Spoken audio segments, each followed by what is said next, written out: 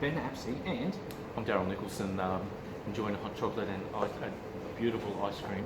We were loving it at Gelatissimo. what have you got? Mate, I've got the strawberries, Dipped strawberry chocolate. mate, I've got the choc dipped strawberries, Yeah. absolutely sensational. What are you holding in your hand? I have cake in a cup with some espresso chocolates on it. So I think people have worked out we pre-record this, so this is Tuesday, but good morning, it's Wednesday the 20th of May 2020, so enjoying our gelatos and ice creams and cake in a cup and hot chocolates And down a there at little less Gelatissimo. windy on this lovely Wednesday, so which is good because Tuesday was freezing. I know. That wind chill. Oh, if you're in the CBD in Toowoomba, you would know what it was like.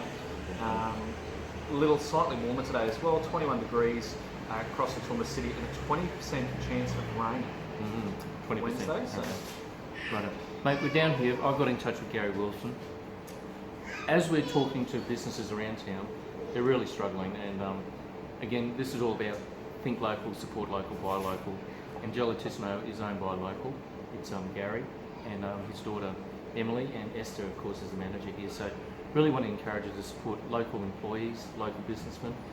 Gary's been a big advocate in the City Heart Group, Yes. and is a strong advocate for the CBD as yeah, well. and So especially the revitalisation. So I know I've had a lot of really in-depth conversations with Gary, especially over the council election period. A really good supporter in what I stand for, and fixing CBD parking. But also, Gary had the idea of a pedestrian mall, a nice space where pedestrians would be free to walk around, and I guess that means we have to get rid of some of the cars. So we have to. There needs to be a CBD that's vibrant. It's not full of just traffic. That's the last thing. A lot of really nice cities across the world that have taken cars out of their CBD with large car parks, which we have. Yep. To encourage pedestrian and foot traffic, which is what business needs. Businesses don't need cars driving past, they need pedestrians on the street in their businesses spending money. And the idea behind this pedestrian mall with events and entertainment space, similar to what you'd see Queen Street Mall, but not unfortunately like our Bell Street Mall has suffered. It's just that little bit out of the way.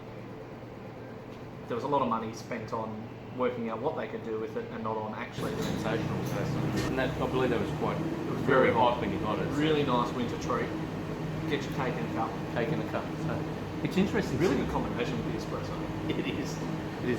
Mate, it's interesting just sitting here watching the traffic around the corner and people walking around. So look, when we get on the other side, don't forget Gelatissimo will be a sit-down venue, and there'll be a lot more sit-down venues as well. But at the moment, it is strictly takeaway. And we thank Gary today for letting us film here. Mate, inner city living, I mean, that was something I think I've had the opportunity to live in the city, and I found it really handy.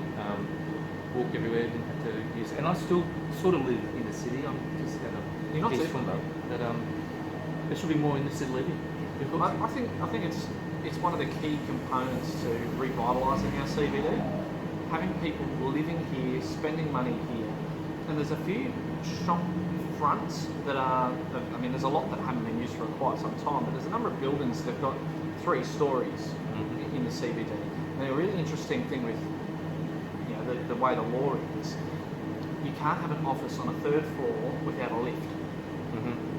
So there's really good opportunity there for any building owners or any of the landlords to potentially convert those 3 stories or those 3rd stories above empty buildings into nice studio apartments, affordable studio apartments, not for the people that can spend $500,000 on a 2-bedroom unit, but for the kind of people that might want to lease it for 12 months.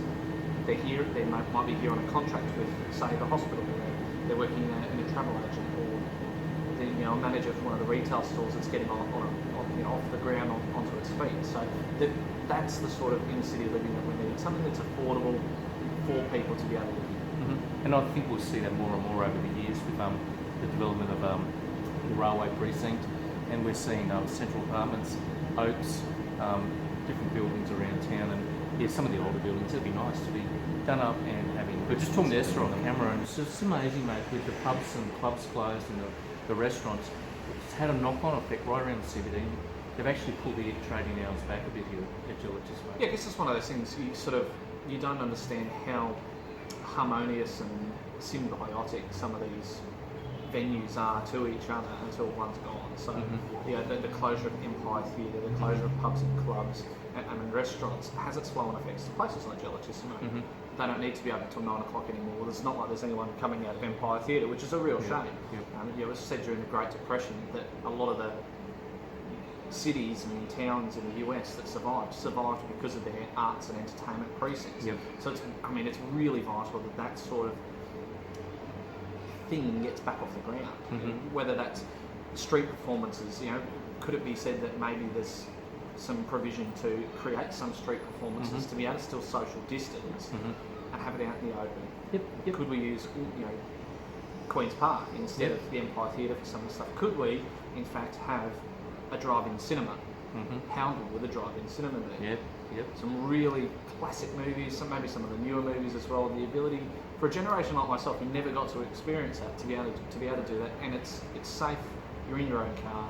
You're still in your walls. You just listen to it on the radio. But the importance of everything works together. Empire helps Gelatissimo. Restaurants help Gelatissimo. Gelatissimo keeps people in the CBD that maybe will go to a pub or a club afterwards for a drink there. So it all works together symbiotically. So don't forget, they're open 11 o'clock every day here at Gelatissimo, 6:30 through the week, and Friday and Saturday nights till 7. So I've got that all right. So there we go. I wasn't sure I was going to get that on camera, but no, that's absolutely great. So look, come on down.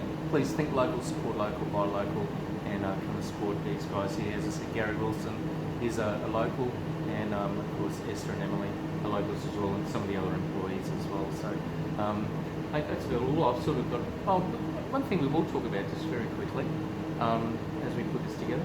Council are having a meeting today. It's in progress right now as we speak.